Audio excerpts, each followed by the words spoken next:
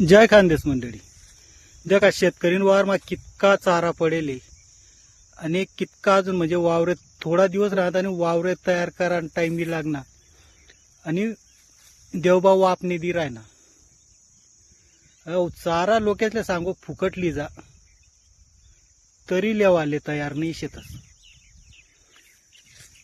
मग शेतकरी चेटाळणार नाही तर काय करी. जेवढा शेतकरी लागू होता तेवढा जमा करली ना.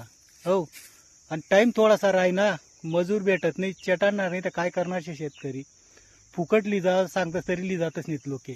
आणि अजून 1.5-2 महिना ह्या जेसले सांगू चारा लिजा त्या 2 पुया दे 5 पुया दे असं मागत फिरतात. आणि आते बोंबनी पडस.